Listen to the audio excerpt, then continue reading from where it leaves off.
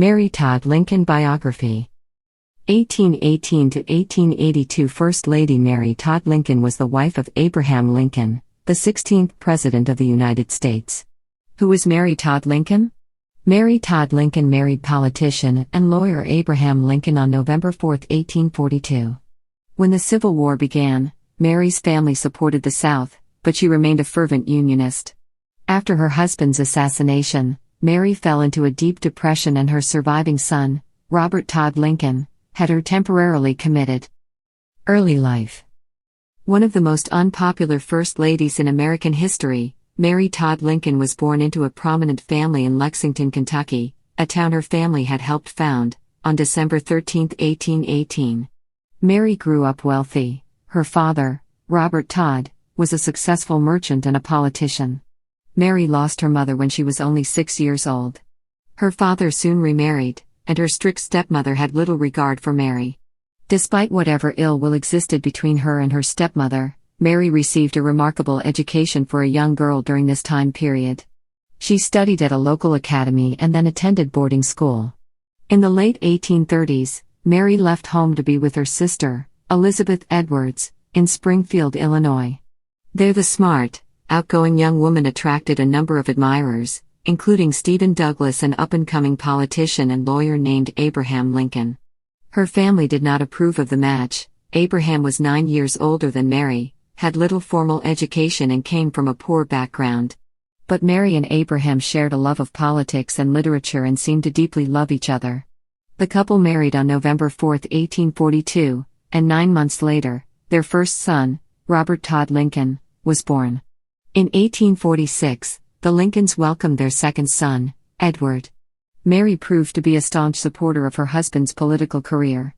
She offered him advice, hosted events and sought recommendations for him as he worked on advancing his career in public life. When he won his congressional seat, Mary set tongues a-wagging when she decided to accompany him to Washington for part of his term. The Lincolns seemed to be quite the team. When he learned that he had won the presidential election in 1860, he ran home yelling, "Mary, Mary, we are elected," according to White House studies. First Lady. In November 1860, Abraham's election as the 16th President of the United States caused 11 Southern states to secede from the Union. Most Kentuckians from the Todd social circle, and indeed her stepfamily, supported the Southern cause, but Mary was a fervent and tireless supporter of the Union.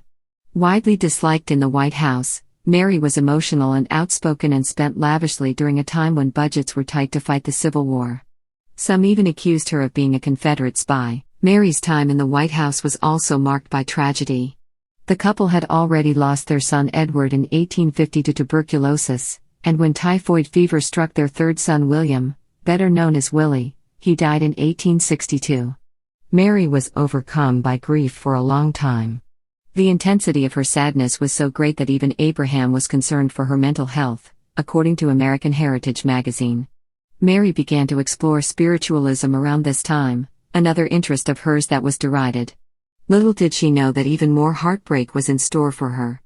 On April 14, 1865, Mary sat next to her husband at Ford's Theater when he was shot by an assassin.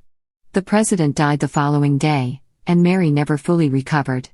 She returned to Illinois and, following the death of her youngest son Thomas in 1871, fell into a deep depression.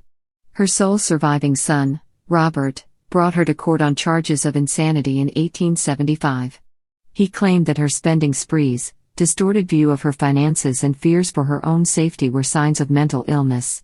The court sided with Robert, and Mary was committed to an insane asylum outside of Chicago. She was released several months later, but the incident caused her to become estranged from her son. It also left her with a lasting public perception of her as being crazy. Final years. In 1876, Mary regained control over her property after a court found her to be of sound mind. She feared that her son might try again to institutionalize her again and chose to live abroad.